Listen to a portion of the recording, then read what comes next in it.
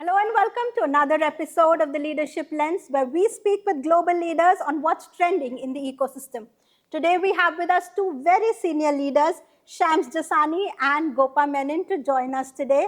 And at AdTech Talks, where we speak about the latest trends, we are going to be talking about independent agencies and the AI-led model. So Shams and Gopa, congratulations. They recently co-founded the Blurr, which is an independent agency looking at filling the gaps that traditional agencies are leaving behind, mostly around personalized campaign management, data silos, fragmented workflows. So the Blurr is trying to fill in these gaps and a lot more. So thank you so much for joining us, Shams and Gopa. Would you like to tell us a little bit about yourself? I mean, between the two of you, you have almost 5 decades of agency experience and media experience. So tell us a little bit about your journey till the Blurr. Yeah, I think thanks for having us here. Thanks to AdTech. Thanks for all of you guys. Yeah, 5 decades sounds like we're some kind of dinosaurs, but that kind of gives us a little bit of a head start in the industry because almost, as you said, 5 decades of pretty much 100% digital advertising experience, which today is the most relevant part of our business, I believe. And I think from my personal perspective, it's been almost 25 years since I started my journey. And I've seen the industry go through a lot of changes. When I started, 2001 almost, uh, the number of people that were online was something like 2 lakh. And from there, today, we're looking at pretty much 70-80% of India being online. It's a complete transformation on what's happened.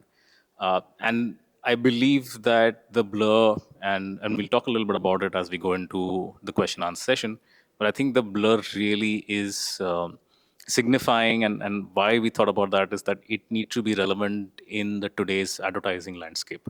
I think that's the most important reason why we've launched the Blur. And I think we're taking our 2.5 decades of experience, both from launching agencies like Isoba, leading agencies within the Denso network. My last stint as the CEO for South Asia for Wunderman Thompson, where I led mainline agencies, e-commerce agencies. That's brought us and brought me to this level. And of course, having worked with Gopa for a very long time, it was a very easy conversation to have, saying that, yeah, Gopa, let's do something together. So excited about it. And yeah, so thanks for having us over.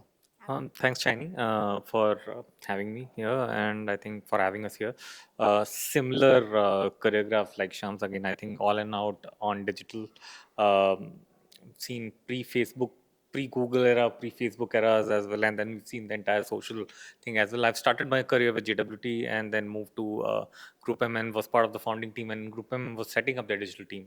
So that was again an interesting experience, and then I think our journeys intertwined, and we started Isobar in 2009, and from there 13 odd years of building Isobar. I think that was the most fun part of our, or at least my career profile as well. And then very recently I was head of digital for South Asia for Mindshare, again managing multi regional and global clients as well. So that was again interesting. And the last stint was with a tech consulting firm where I was again dabbling with cloud, AI, and data. And then that's when I think Shams reached out and said, "Let's do something together." And here we are. Yeah, thank you.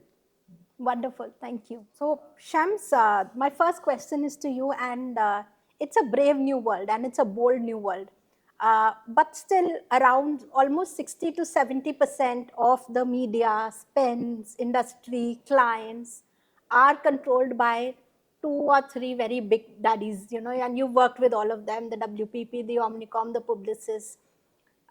So what is the role that an independence agency plays in this realm? Where do you see? Do you see the scaling massively? Do you see yourself playing in this 30%? Where do you see yourself? So first of all, I would change the word from brave new world to the blurred new world, and because I think that's where things we strongly believe, and I think that's the name itself suggests. So first of all, what we bring to the table is a very strong AI native platform, which means that we're blurring the lines between human and AI. Second, most importantly, over the almost 5 decades of experience, what we've realized is that we need now, when digital is almost 60-70% of the spends, you cannot segregate between what is media and what is creative. Again, so we're blurring the lines between what is media and creative. We also are blurring the lines between what is client and us. We want to kind of dial it back to 25 years ago, when the agency client relationship wasn't as tactical as it is now. It was more strategic. So taking all that as a context and then taking it in today's world, I think what technology allows an independent agency today to do, both in media and creative, is that we can scale at the same pace that large agencies could.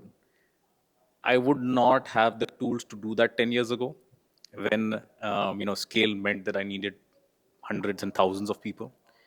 But with AI, both on the creative side as well on the media side, I am now able to scale up and give the same quality of product that a large agency gives as an independent agency. So that's number one. So I am not going to play in 30%. I want to play in the 100%. So that's number one. Number two, again, a strong belief is that being independent also allows us the agility, which a lot of these companies don't have. Because they're so big, they're not agile.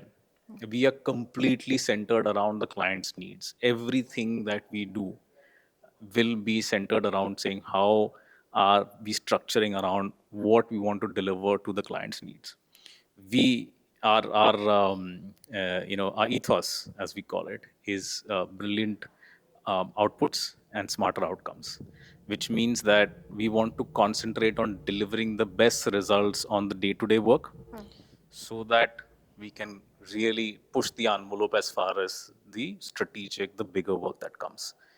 So we're looking at both the sides. We are not an agency which only says we'll do the upper funnel work, or the big creative work. Yes, we want to do that. We want to look at the big creative work, but we also want to solve the everyday pain points that the clients have, which is the biggest pain point. A lot of the campaign money is spent in everyday work that is there. So I think with the idea, the ethos, the almost 5 decades of experience, and another 5 decades of experience with our other co-founders, so almost 100 years of experience across our co-founding teams, I think we are kind of well set in understanding the ecosystem and make sure that it delivers 100% to the client. We completely focused around the client, and I think that's really a change, because too many of the industry is internally focused right now. I think that's where our focus is, to say that, okay, no, but we're completely focused on the client. So yeah, so that's really what we're playing in the 100%. Absolutely. Gopa, any take on this? Where is independent agencies, or how are you focused in a way that is creative, agile, centered on the client's needs, like just Shams is saying? Yeah, so building on what Sham said, again, I think we don't have the baggage of legacy generally as well, and the bigger structures that is there. While that works for bigger holding companies and has worked as well, we are trying to build our own as well, right? So for us, as Sham said, client is at the center of it, and how we have tried to be more agile is that what we're doing is our structures are based on pods. Again, in this case, if, for example, a client requirement comes in, we assemble people depending on what the client objective or client briefs are. It is not that we are kind of structured with regards to saying, okay, these are account management, creative servicing teams which are working in silos. In this case, as and when the brief comes, we mobilize teams for that particular activity or particular brief to be addressed, and that's how we end up doing that. So our structure is based on pods, and all of those services come along to actually deliver on that. That helps us being more agile, more leaner, and more effective in that sense, right? So that's the whole idea, how we have structured our teams, and that gives us flexibility to, as Cham said, be more agile and, again, as said, lean. So it's more like a people and AI stack that you will put together as and when. Yes, so that's why we are saying, and again, the larger question, most of the teams or most of the agencies are now trying to retrofit AI in their overall workflow. Correct. What we are doing is that we are building it as we go, right? So from that perspective, so we are not fixed on, let's say, this workflow has to be actually an AI. Again, depending on the need, since we are kind of very lean and flexible, we are able to actually pull in those resources as well as tools to deploy on clients' business. That Yeah, so I think you really hit the nail on the head. One of the questions you asked was how is the AI and human stack going to come together, or rather, so that's what we call it the humane stack. It's HUMAINE in terms of, and hopefully trademarked. So that's something which we're very excited about. That powers the entire pod system that Gopa was talking about. Because without the technology at the back end, it's kind of difficult to get all of these things together. So I think that's what we're excited about. As Gopa said, we're not retrofitting AI; it is built into our systems. But at the end of the day, the humans are extremely essential, as I said, to have those relationships, to have that seat on the table, and to have that discussion with the clients. And I think that's the exciting part of where we are. Wonderful. And our next question, Shams, is going to be about AI. And the way we work with traditional agencies typically is that it is a strategy, it's a conversation, and it's human. Uh, AI is probably just a layer over what is typically offered as a solution. It's just an additional layer. A lot of the data analytics and everything is an additional layer. How are you? And you were talking about the HUMAINE stack, which is the human plus AI stack. How is this integration happening so seamlessly? How are you making that work? So it starts from each and every individual understanding that they have to completely embrace AI, because without that, a lot of people are slightly reluctant. So the first thing it starts from is that each and every individual that is joining us in an organization, they have to understand that they have to work along with AI. So that's number one. It's a very important part of how we're building it. Second thing is that we are building this proprietary workflow, as we said, which is the humane stack, which takes advantage of all the tools that are available, but aligns it in a way which allows us to deliver across the line, whether it's media and creative, and especially aligning media and creative together. A lot of the industry is doing one or the other. A lot of agencies which are saying, okay, we'll deliver creative to you. Or then there is a whole lot of agencies which are saying, we'll deliver media to you. But our focus is really how do we bring together, because without actually the two of them working together, the client will not get the best ROI on it. So I think that's one of the most important parts of our, our product and what the services that we're offering. And there is a couple of things that we kind of have under wraps right now, but we there's a lot of investment in training that is going in the teams on making them up the curve, because AI is changing every day, not even every month. We need to have interventions which allow the team to upgrade themselves all the time, and we are not scared of people joining us, having that information and then going out, because I think that's an investment that we're making for the industry as well. It's not just something that we feel it's important for the Blurr to do, but I think the industry at large. So we're more than happy for people to come, work with us, experience how an AI first agency is working.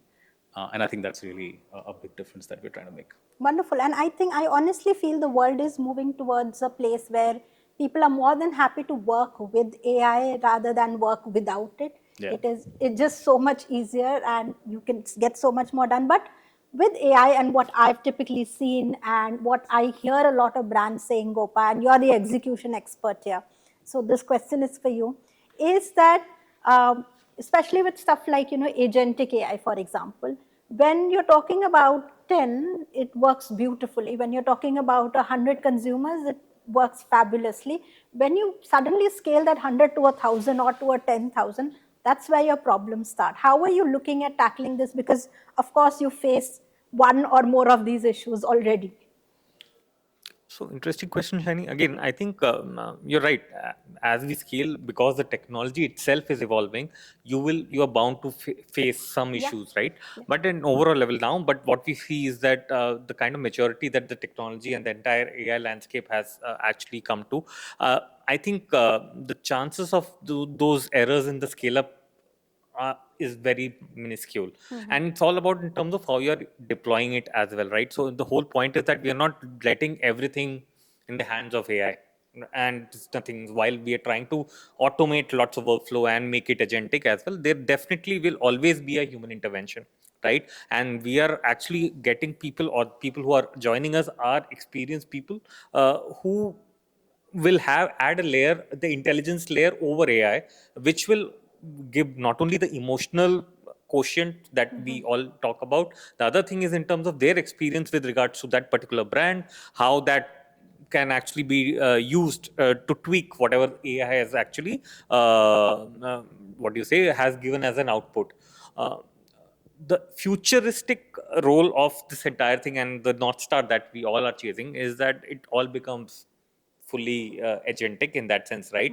And right from creative to media, everything gets deployed, and the the analytics of the entire thing in terms of the feedback loop is also in, and the entire campaign gets what do you say, delivered on that particular thing. But that's the North Star that everybody is chasing, and we are chasing as well. And that will happen. And I see that, let's say a year back we would have said that it will take some 5 years, but now with the kind of technology that we are in, I think it is being fast tracked, and we'll hopefully that will also happen next 1 year or so in that sense, right? But yes, I said human plus AI is what we believe in, and that's what how we will be actually going in as we progress on this journey. So the human layer in all this Always, is yeah. superbly Will always important very for you, will important, yes, always and remain. yes, definitely. All right. So, Gopa, you said there is a lot of talent that is required to work with AI. And Shams, you said that you're also doing a lot of training. You're investing in a lot of training of employees. Now, that brings me to the question of talent and remuneration, because typically we see an attrition rate of around 30%. And even at the highest levels, even at the CMO levels, we're saying people are sticking around for 2 years, maximum 3 years. How do you balance that with so much training going on, so much investments going on into your people? How do you kind of counterbalance that? Yeah, so I think a couple of things when it comes to the human part of the business and when it comes to all the people that are working. First is, and I think it's a very cliched term that I'm going to use, and we experienced this when we did an ISOBAR, is the culture of the organization. Um, that is something which I always believe is going to make people work for a North Star or a company and not work for just a paycheck. What has changed in the last 5 years, I think, especially during and post lockdown, is that a lot of people are just coming in and working for the paychecks. There is a organization that exists that is there a lot, and I do believe that there should be work life balance, but I do believe, for example, that working from office is a big part of organizational culture and how do you build that ethos. A lot of people come to me, I'm digressing a bit, but a lot of people come to me and say, oh, the new age Gen Z doesn't work, Yep. they're not. But how much effort are you making for them to feel that they are a part of an organization? What is it that you are giving to them, and what is it that culturally they see themselves saying that, okay, I believe in this? If they start believing in what you're doing, if they start enjoying the work, if they start enjoying the people around, you will see them sticking around. So a lot of it is nothing related to remuneration. I mean, for decades we used to come to office work because we had a great camaraderie both within the teams but also with our clients. And I think that I still strongly believe that kind of getting people together, I know it's difficult, I know with the current way things are and how difficult traveling is, but there are ways to do it, and so that's the first solve is how do you build the culture. And that's why we will have offices, we will have people coming to office. Yes, there will be a hybrid work culture, but the idea of an office is that I can't build a culture on the screen. I know we are AI first, I know we are digital first, but we strongly believe in having a great team that is there. So that's number one. Number two, as you said, we are making a lot of investments. The average uh, person that will be there, and that's what our target is going to be much more experienced than a lot of our competition. So we are not going into the market and saying we'll be cheap. we are going to go into the market and saying you will always have an A team in front of you. You will have the best people in front of you. And so we want to hire the best people. When you hire the best people around you, when those people are in the right kind of environment and are challenged, that they are seeing people around them which always are taking a step up, I think that gets the best out of people. And there will always be cases where there's a bad fit. I always feel that there's no bad person, there's a bad fit. That happens. That will always happen. You'll always feel, okay, I'm not a good fit of this. That happens. Have good conversations and part on a good note. I believe that's a good way to look at it. And yeah, so that's about it from us, our perspective. And the other thing is that the first employee to the 500th employee, we need to be involved. We need to make sure that all of them are roped in, all of them are learning the ropes, all of them have a mentorship program. Again, something which we've kind of lost the art of is when a new joinee comes in, how are we investing in taking them on board and really imbibing them into the organization? We just throw them on the deep end, say start working, and I think that needs to change a bit. So I think that's really I'm not saying anything new in this case, but I do believe in all of these things personally. No, absolutely. I mean, this works very well with what we believe at AdTech, that relationships, business, all this happens when people meet people.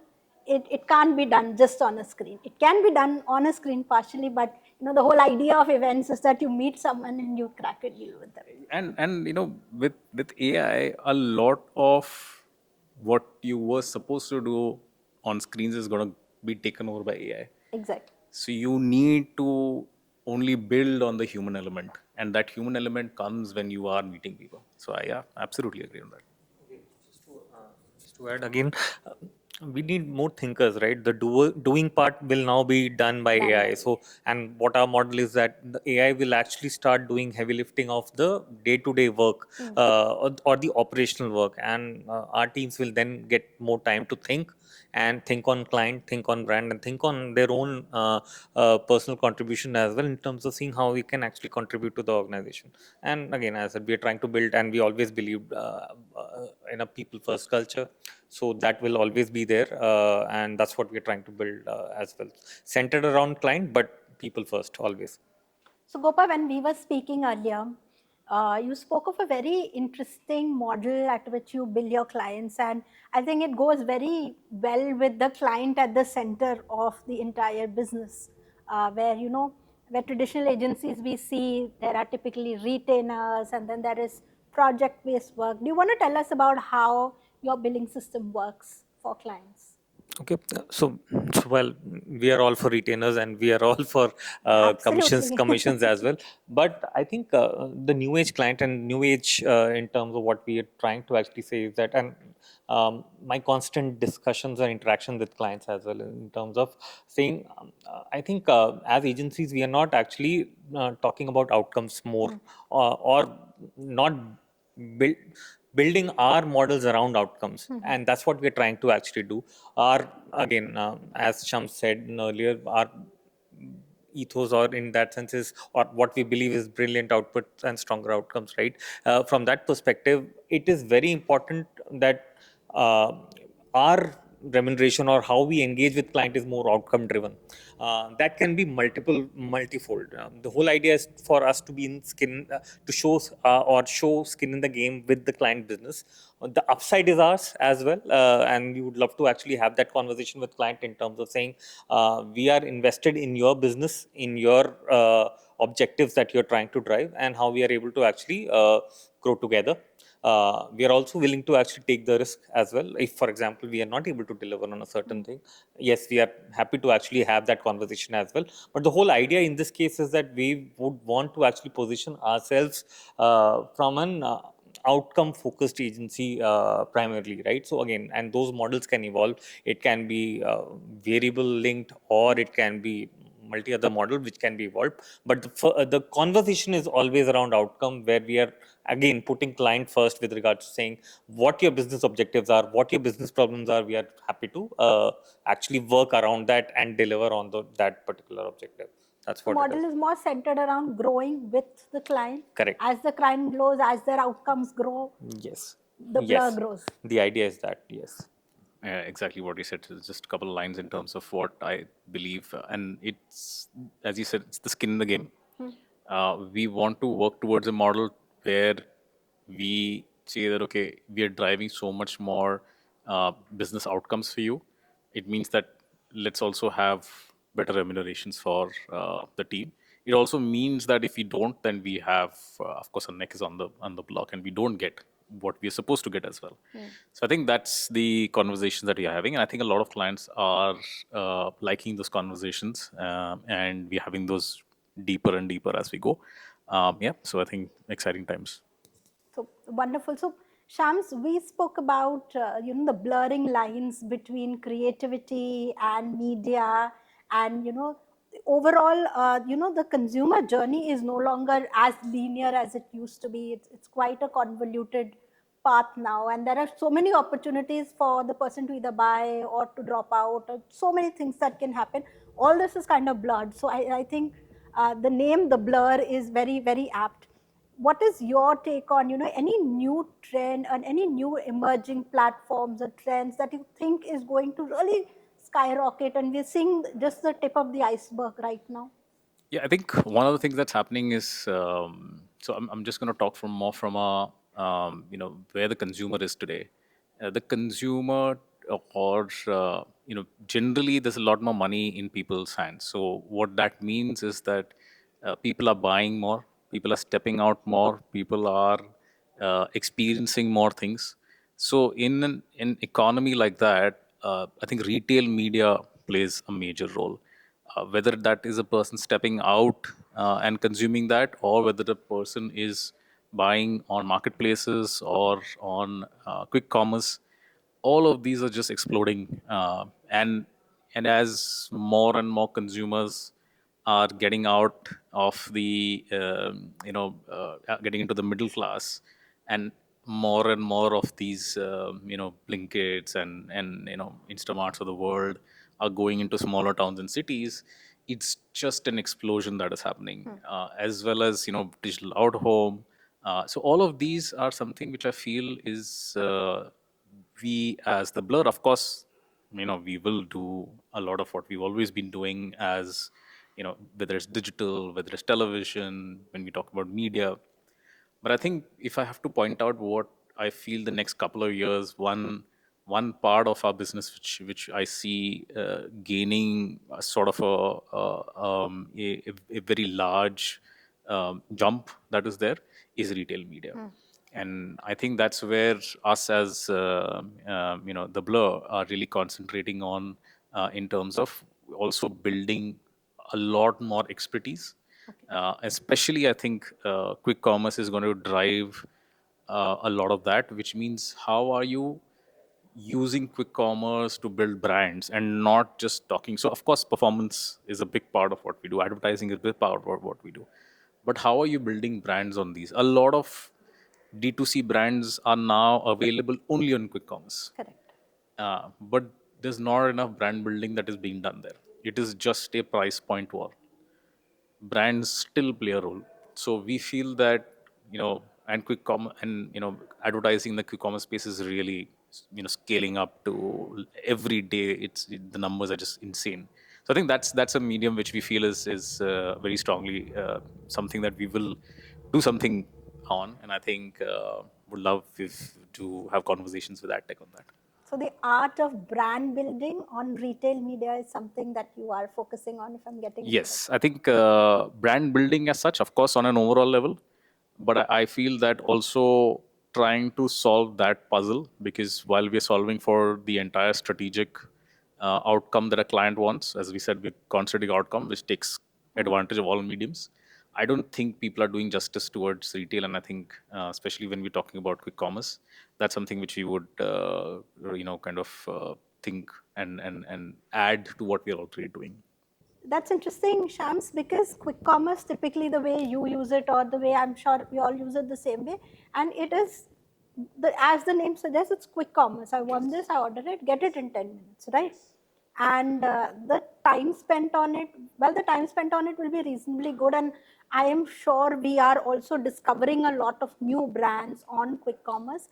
How do you exactly do brand building on quick commerce? Is it influencer activity? Is it display activity? What is it exactly? So I would say that quick commerce companies, or rather D2C brands, which only exist on quick commerce companies, and we're talking to a few of them, is to understand that when you're only doing quick commerce, you're only playing a price war, and you can only do that to a certain extent. Correct. Your profitability will be hit. You cannot build a brand, and consumer loyalties will switch as soon as pricing changes.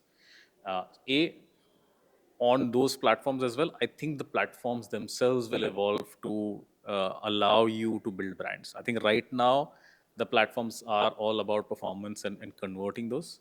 I see a time in the future where the platforms themselves will evolve into understanding how can we build those brands.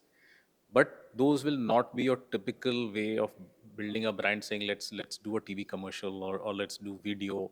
It will be very platform centric. How do you build a brand on an Insta, or how do you build a brand on Zepto, in perhaps having just links and images rather than having an entire uh, you know uh, video or influencer for that. But Okay. yeah, of course, when we are talking to clients on a 360 campaign, and that side, there is how do we take advantage of having influencers, and we're talking to clients on how influencers have a big part in it. And again, when we are talking about quick commerce, we're talking about very pin code level understanding. So data inciting will play a big role in terms of also understanding what is it that is there.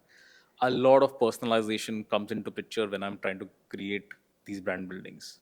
How do I build and understand the consumers that are there to a very granular level, to then allow me to say, okay, this is what my consumer is. So I feel that quick commerce will allow you to also understand the consumer a lot more better. Because the volume of products are just increasing every day. Every person is spending more and more money. So you can understand the needs of consumers a lot. So I think, again, data inciting, very deep level data can give me a lot of inciting in terms of understanding that feeds back into my what should I do with the brands. So I think it's very exciting. I think it's a very exciting world, and something that we kind of also want to put our hat into. Wonderful. So it's an exciting new world with people, with data, with the consumer behaving in a very new format, because I think quick commerce is also a couple of years old. So we're all learning on Yeah. how this is growing. So thank you so much. This was a wonderful conversation, Shams. Thank you so much for being here, Gopa. I think we had a very insightful conversation on how the Blurr is kind of blurring the lines between the client and the agency, blurring the lines in the in the consumer journey per se, and building an extremely efficient model for clients to work with agencies, models that are outcome based, models that are personalized, and clearly stepping up and clearing the gap that that was kind of left by traditional agencies. Thank you so much for joining us today, and we'll see you soon at our next episode.